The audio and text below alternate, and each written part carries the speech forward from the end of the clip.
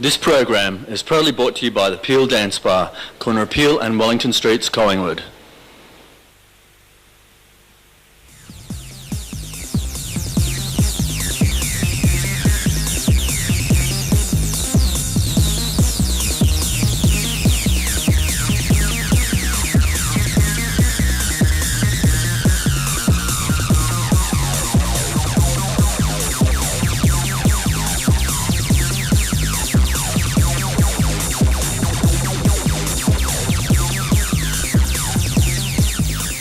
This is blah, blah, blah. I feel like Johnny Young because I'm surrounded by a bunch of kids. You'll meet them in a minute. They're activists. They're student activists. They think they've got something to offer the world. Look, no offence, but I think we did that shit in 1995, or was it 1975? Anyway, I'm going to introduce you. I'm going to start right over there. In fact, I don't even know their names. What's your name?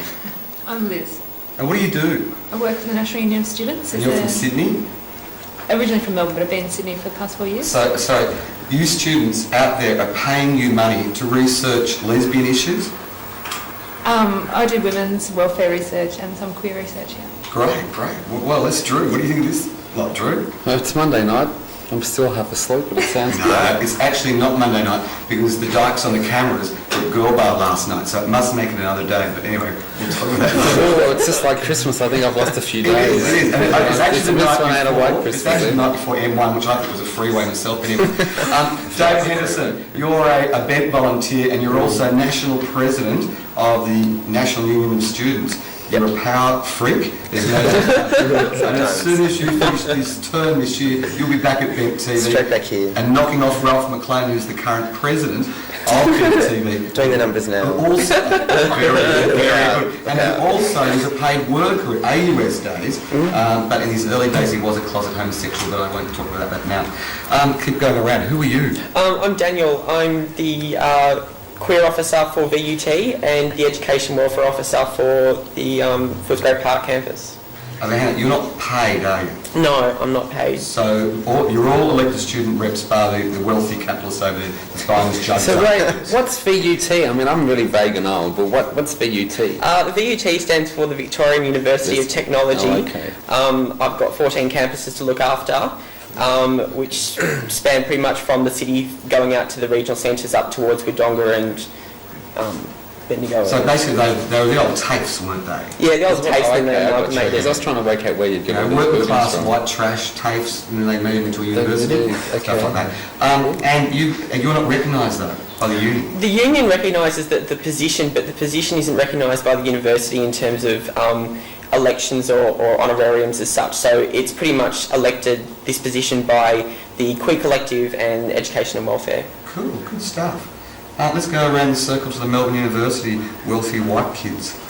Oh, if I know. So true. Yeah, my name's Adrian. I'm a Melbourne Uni student and an activist with the group Queers United to Eradicate Economic Rationalism. And you've got a big thing on tomorrow, haven't you?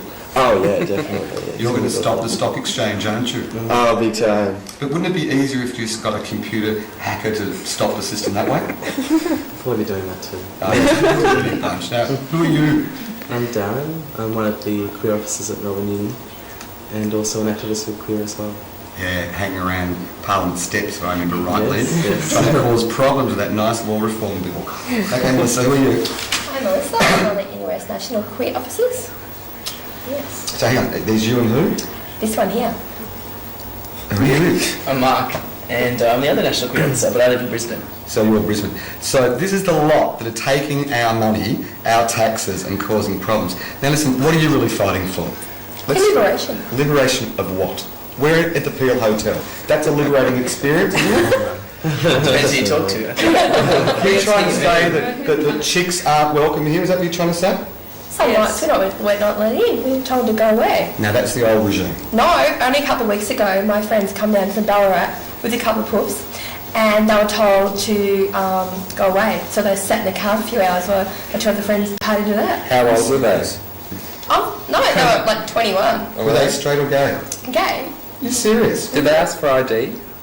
They did. And is that the They issue? produce ID. But, Like, but it they wasn't an produce issue. ID, but they... Oh, okay. Okay, we'll take this up. Because that feels a bit naughty with that. Absolutely. Yes. Our sponsor will speak to them about that. Yeah. But listen, let's go back to Brizzy, because there was that thing in the park recently Yep. where a couple of dudes got chucked out for kissing. What went down? Yep.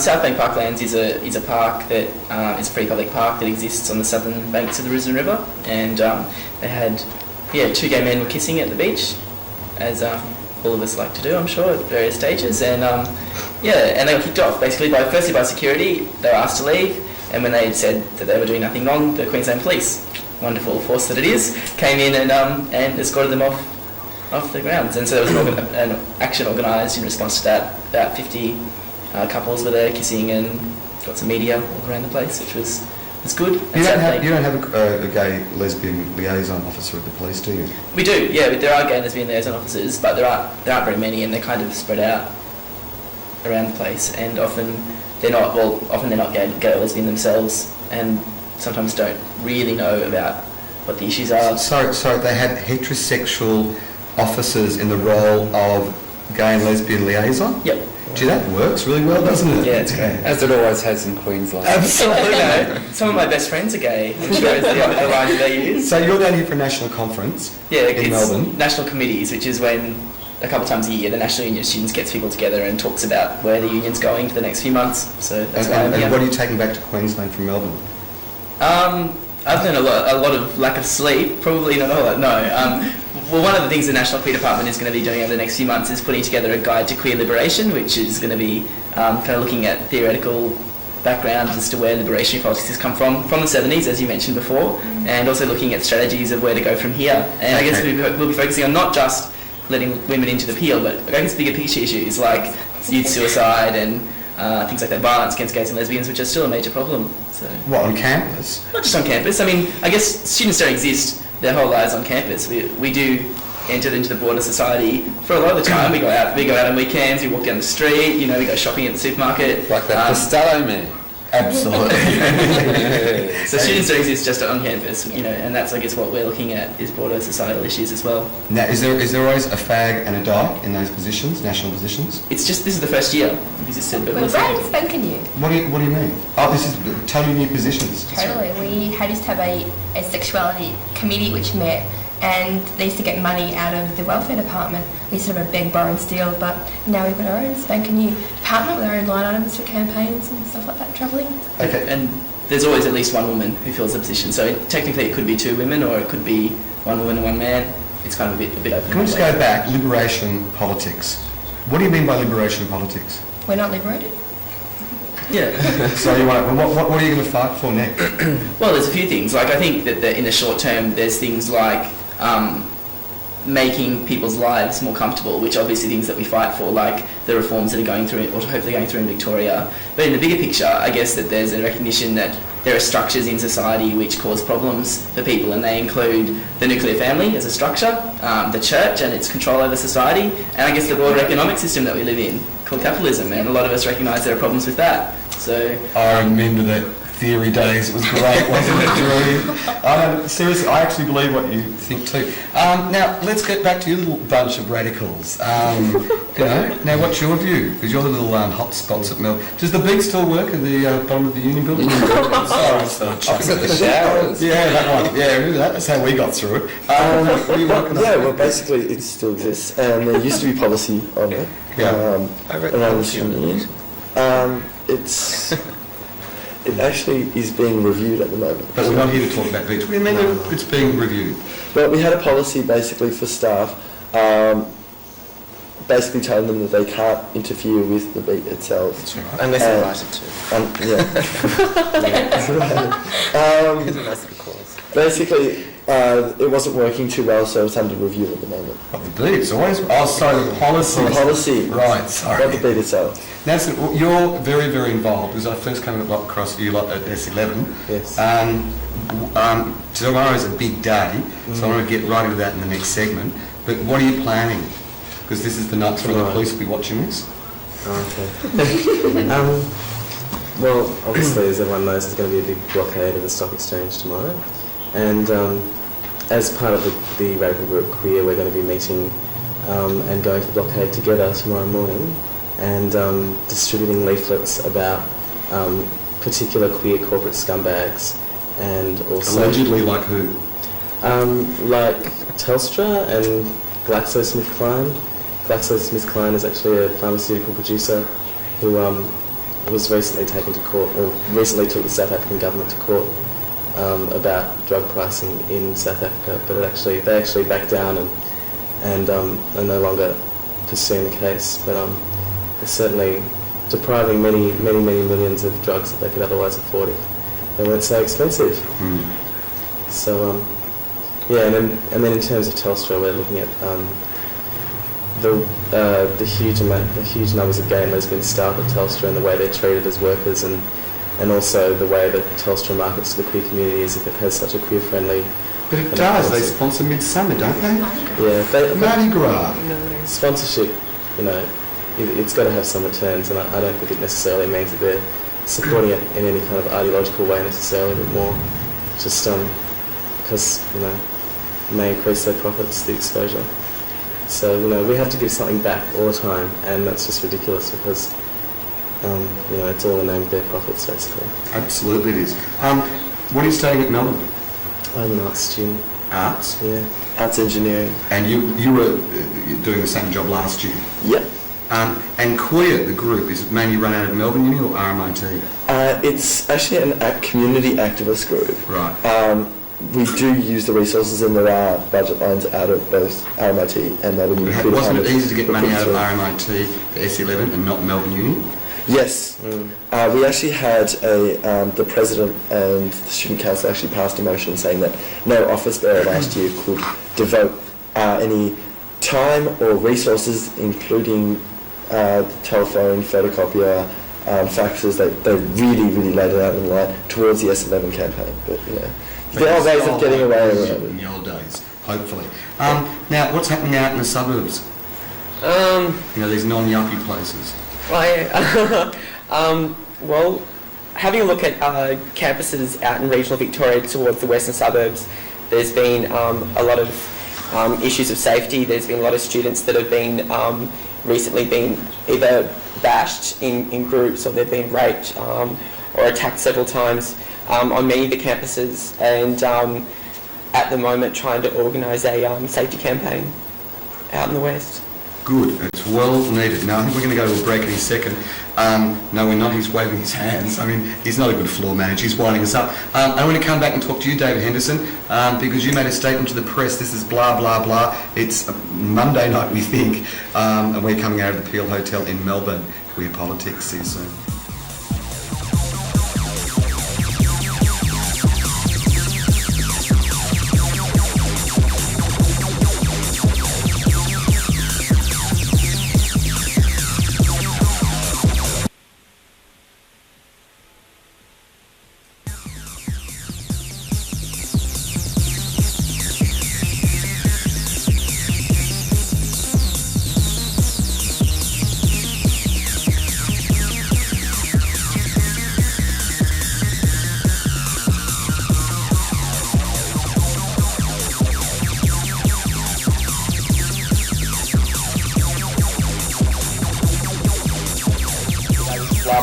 We're in Melbourne at the Peel Hotel. David Henderson, the National Union of Students President, a Bent TV volunteer. What a loser.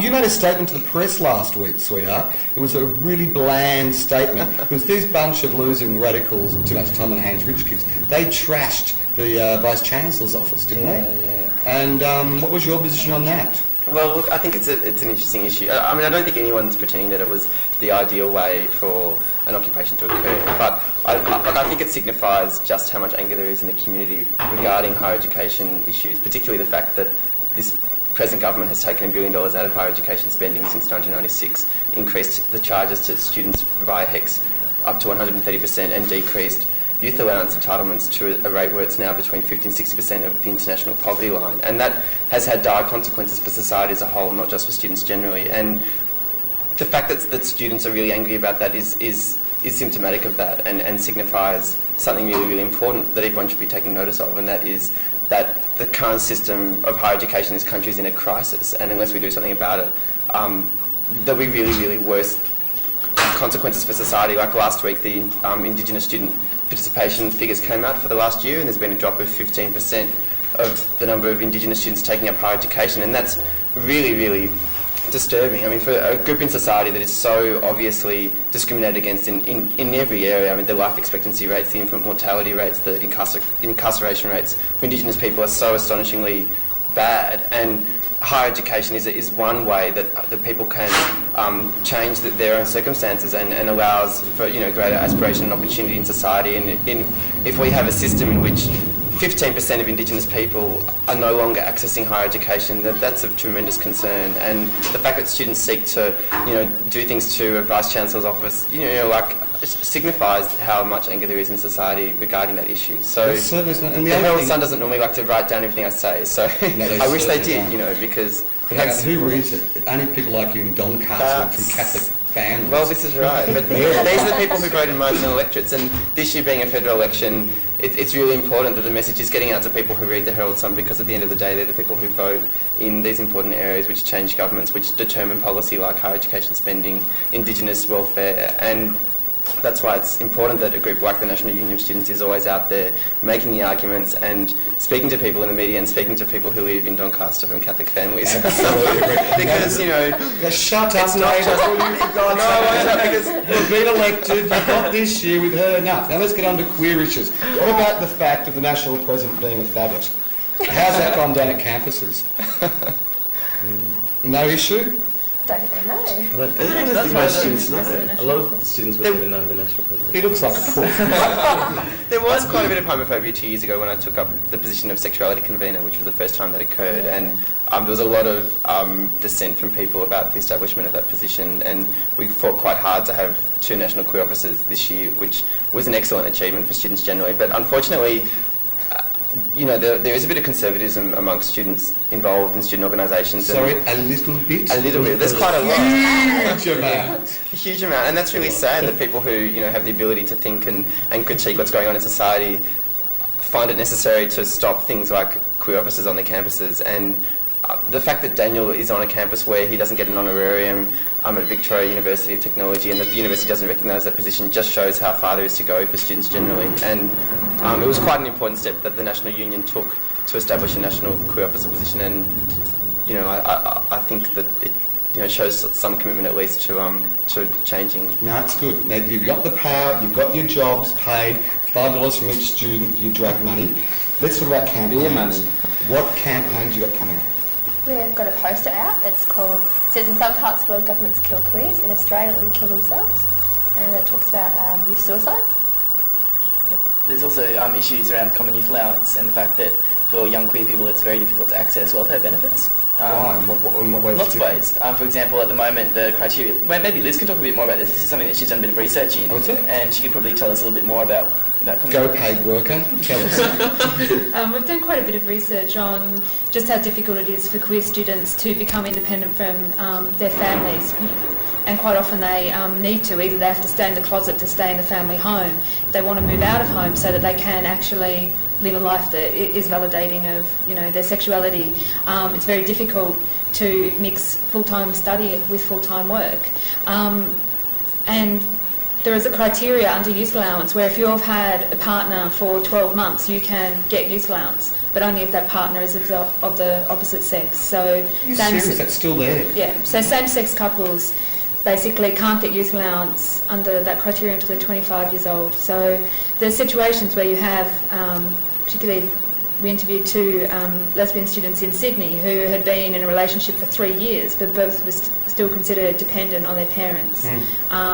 You basically have to prove that you're in physical or emotional risk of that danger in the home before they will allow you to be assessed as independent. So I've just been doing a bit of work. Like the alternatives are pretty slim. You either drop out of study or you get married so you can get off-study or youth allowance. So what's happened to off-study? Off-study is just for people over 25. Just for that now? Yeah. And so what they tried to do was standardise all the income support payments and standardise to the lowest common denominator. Yeah. So less money for everyone, less ability to get on student payments. So everybody under 25 is now on youth allowance. Even if you're studying, that's what this. Even if you're studying. Okay, that makes a lot of sense. In the old days, you used to be able to get it sent to PO Box 41 in Cooter Peach. It was very good, very handy. You too, huh? Yeah, shut up. That was it. Now listen, I want to hear about what's going down with the queer group more. As in, you know, explain, what are we trying to get rid of? Capitalism, and why? Do you want to explain it? Well, I guess the whole premise of the group queer is recognising that homophobia is part of, one hegemonic system, and capitalism is the kind of foundation of that system. We live in a world which is based very much around the nuclear family, which is an institution of compulsory heterosexuality, something where homosexuality doesn't fit in, has no purpose whatsoever. So hence the ostracisation of homosexuals within global society. So queer is basically trying to link in to all the other issues, which are the issues of oppressed people under capitalism, and trying to actually agitate and organise activist-based activities which can actually challenge people and try and actually challenge the system as well. Can I just say one thing? Yeah, go. I mean, it's capitalism that created the universities upon which you create the ideology that actually chastises capitalism. Do you see what I'm getting at? Without capitalism, you wouldn't actually be able to sit here and actually say those things. Of course, but the system's contradictory. That is exactly that's why. exactly People will always the fight irony, against a isn't it? system that is trying to oppress them. Right. Like, do you fight against a system that's trying to oppress Well, you? see, my next point was, I'm about 18 months away from dropping out of society altogether, because I've realised that I can't myself actually change anything except my own environment. I can't change the whole. When you get the gun on the property, you'll be fine. But see, as an individual, you're Full right. of sugar water, darling. You But see, and- as an individual, you can't do much other than remove from society. But when people get together with other people and agitate for change, that's when we actually are strong as a community. And that's, I think, what people are talking about. Groups like I agree with you. I understand. And a lot of people recognise that capitalism is kind of a step towards a better system, and it's part, like, obviously capitalism creates better situations for a lot of people than, say, feudalism, but it's not the best system, and that's, I think, what people are talking about, is that people can see that there's a better system or better alternatives in the world to solve all the world's problems. Yet that is the people in power don't choose to use those to solve the world's problem. No, you may be able to go to your little property and completely escape homophobia on it, but you and your potatoes aren't going to do anything for the queer kids in Footscray who are getting beaten up on. The queer kids in Footscray aren't going to be watering my potatoes, are they? Well, no, but like... No, exactly. So why should I fucking go around and save their fucking asses when they aren't going to water my Saying like a capitalist these days, Drew. No, but you see, no, One like... and one for all, hey. Well, I'm getting old and tired of all this. I mean, hand out bloody pamphlets for NDP in 1985 and like this nuclear threat that was going to destroy us all. I mean, see, now it's capitalism. 15 years ago it was the nuclear disarmament party and the MX missile. What about people of Chernobyl? They got destroyed. Yeah, they're really sick. Shut them up. Do you know what I'm saying? Shut up, you lot. The MX missile. I can understand people becoming really demoralised as activists, because they're constantly fighting against such a powerful system, and it does become demoralising. And No, it doesn't. It's the fun of it. Oh, it can be fun. Like, that's really important. I agree. Make it a paid job. If I you think make like the it World Bank, elements like the World Bank and the World Trade Organisation, all that sort of shit, that's got to fucking change immediately, because that's just bullshit. So what are you doing about it? Well, no, I mean, Coming to M1 tomorrow? I have a cast. Well, I was going to say too, why is it on a Sunday? Why don't you do it on a Monday when all the bloody brokers are going to be there? They're the ones who want to. I mean, It's Tuesday, you dag. That's May Day. You missed that I last told you, it's the green ones I go for, the Mitsubishis, not the white ones. Right? Now listen, guys, before we go to break, because I want to come back and talk about Mugabe and Mahathir, they're nice people. But before we do that, is there anything really sicko going down on the campus at the moment? I mean, I just remember some of the things we used to have to do in the queer group. Is there something really sus going down? Apart from the obvious bashings, rapes, which is just so offensive it doesn't matter. And the Chocolate Appreciation Society maybe still has more members. Like what about, like, say, the Christian queer, the Christian groups? Well, Yeah. we actually have members of You know what I Exodus mean? at Melbourne Uni. Have you? Yeah, it's absolutely disgusting. Like, there's 2 or 3 people involved in the Christian organisations who are fallout Exodus members trying to recruit people to be ex-gay. Can you bring it in for an interview? I'd love to. Eckers won't talk to Bent TV. We don't know why. We just have no understanding why. Well, I think it's really a concern is a couple of campuses around the country, there's groups similar to the KKK that are operating. At UNSW, which is in Sydney, and Footscray, during O Weeks, there was leaflets being put up by a group that were calling themselves something along the Hitler was Right Club, and groups like that. And at UNSW, the queer store was attacked by people with stink bombs and stuff during O Week. So things like that are really a concern, and show that there's heaps more work to be done to fight not just homophobia but racism and sexism and broader problems that exist throughout society. We're going to come back to the big picture stuff in a second. We're going out, it's blah blah blah. We're at the Peel Hotel in Melbourne and we're surrounded by a bunch of little kid activists, and it's really interesting, and they've really grown and changed since our days, haven't they, Drew? You know? But you want to stay being an activist, that's really important. Make a career out of it. Get paid. Well, yeah. Come on, we're out of here. Cut it.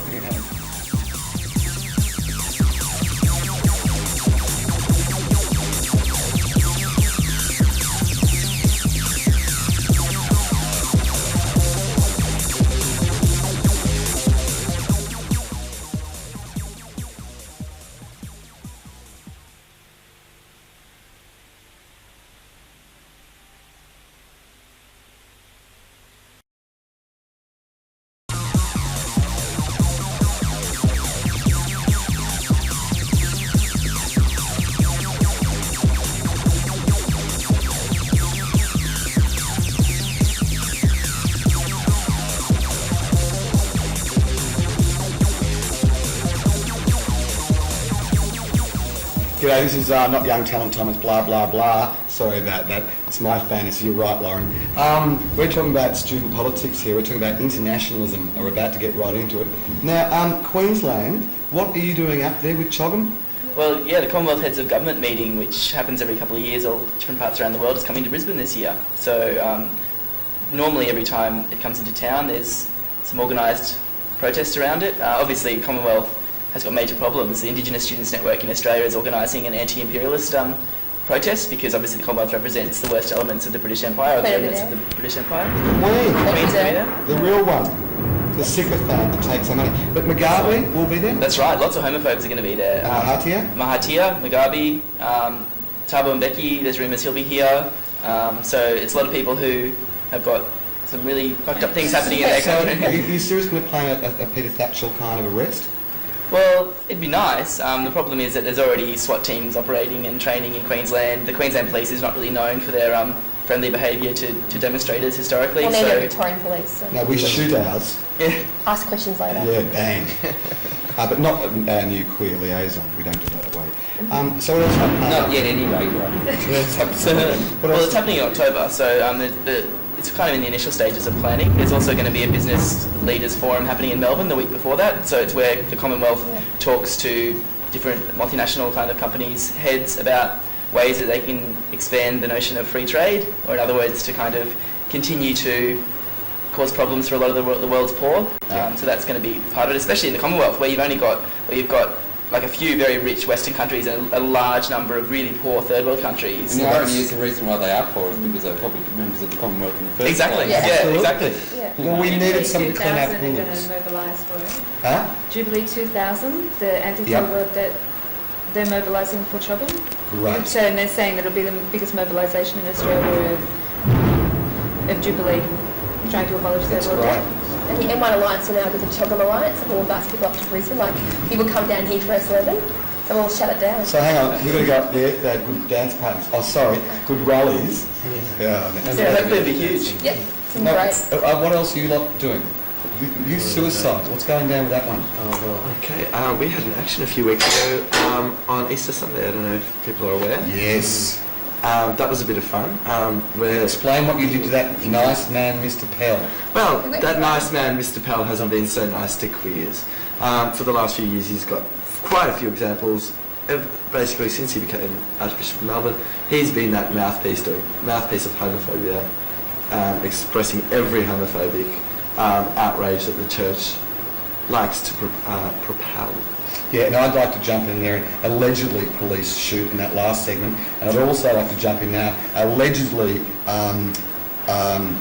he says nasty things about homosexuals because we don't know the threat from the Catholic Church. Allegedly, so keep going. Although, can I just say one thing? That the people that I'm supposed to have allegedly have met who said that they went and studied at Ballarat and had dealings with him allegedly, and all this allegedly stuff that was supposed to have happened to them, just sort of allegedly. We know allegedly about the Spice Girls. Exactly. Yes. There's a bunch of Catholic queens up there with George Pell. Allegedly. Yes. Now, we're not going to suggest that George Pell would be allegedly related in any way to those homosexual Spice he's Girls. not from Ballarat. No, not allegedly. That eliminates all the confusion. Absolutely, allegedly. Get back to your little rally. Because they were nice people, those churchgoers. Right. Friendly. Some were really good. Yeah. I had people come up to me going, we're sorry about George Pell, he's homophobic, he doesn't speak for us, Sydney isn't far enough as far as we're concerned either. I had some people give well-wishing, God bless you, but sort of in a nice way. Have a hug, just the cheek even, we love what you're doing, all the, the Catholic guilt people. Oh, we're sorry you feel that way, you've got a suicide because of this homophobia. It was all good. That's great. Wasn't all. Tell us the bad stuff that wasn't in the media. Well, the media included a lot of bad stuff. Like they only quoted churchgoers who had something negative to say, basically, and they didn't really admit to the support that we had at all. Because, just from my own experience, I know that there are heaps of Catholics who think that George Pell is quite fucked. Yeah. But what we want them to see is that it's actually part of the foundation of the church. What he's saying, he's just expressing the church's line. He's very much trying to kind of project all that the Vatican stands for, and the Vatican is like the core of the church, and it's important that people stand up against that. They can't just disagree with it; they have to actually fight against it. It's a church, actually. We're actually attacking the congregation. If people had taken the leaflet and actually had listened to our speak out, we would have known that we're attacking George Pell and his views, and the church as a whole. Like parishioners were saying, please take up our issues, please fight against homophobia.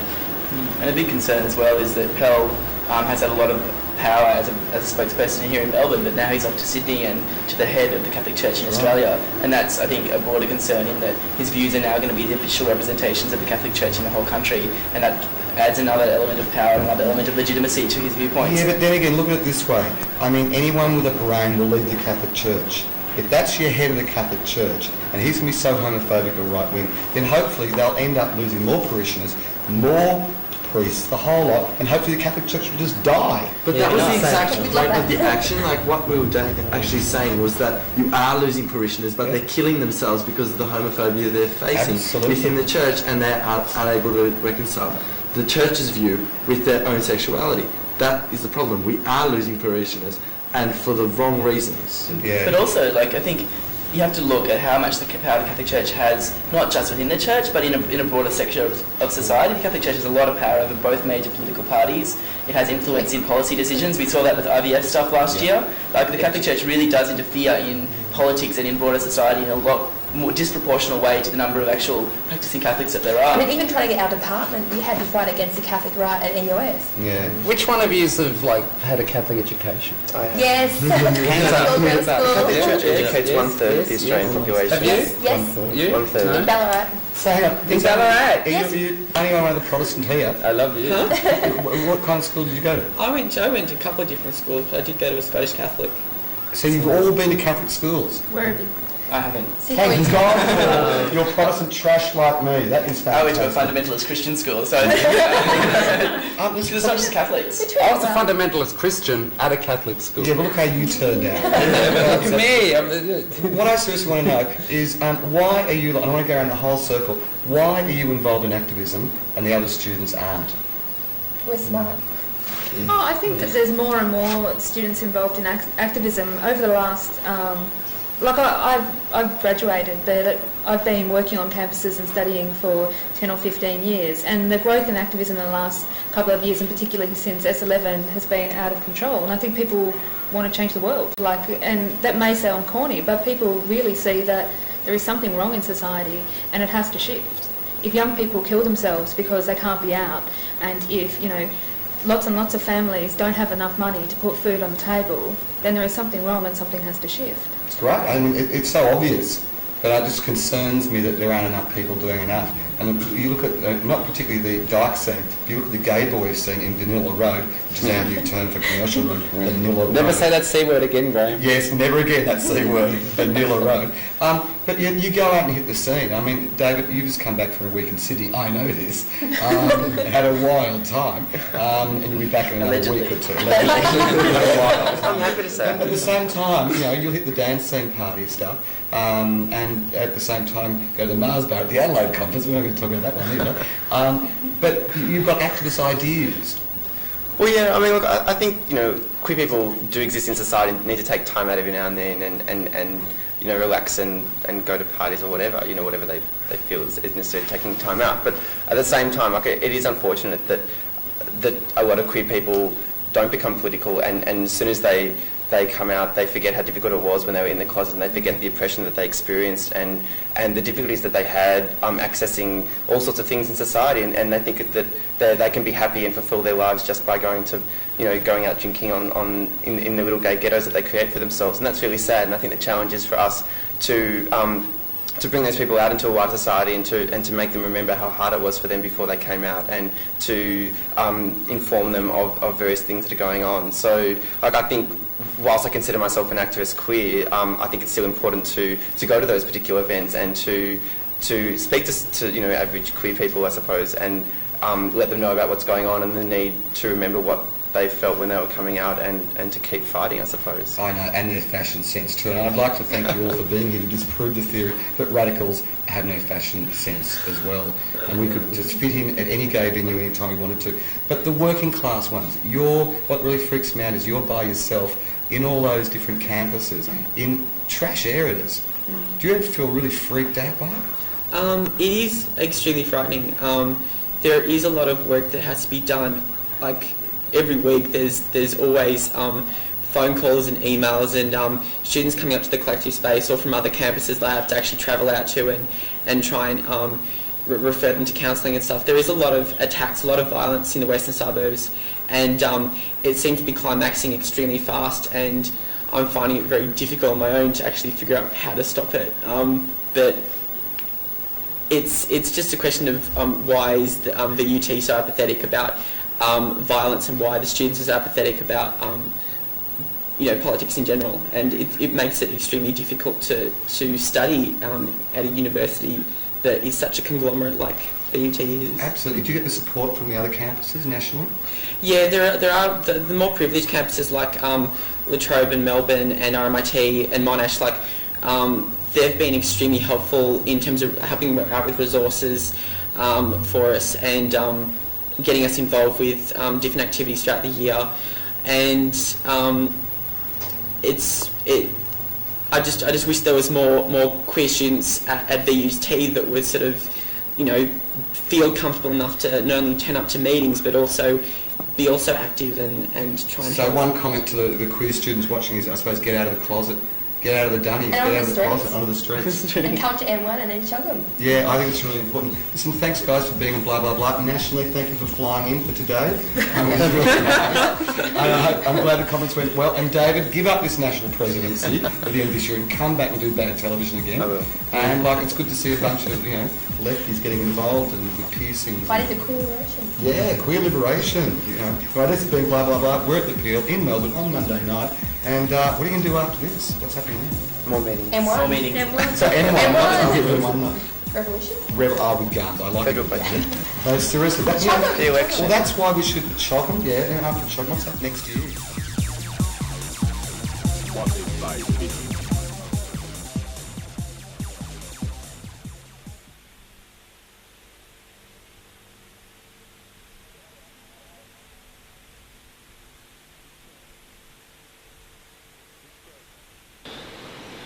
This program is proudly brought to you by the Peel Dance Bar, corner of Peel and Wellington Streets, Collingwood.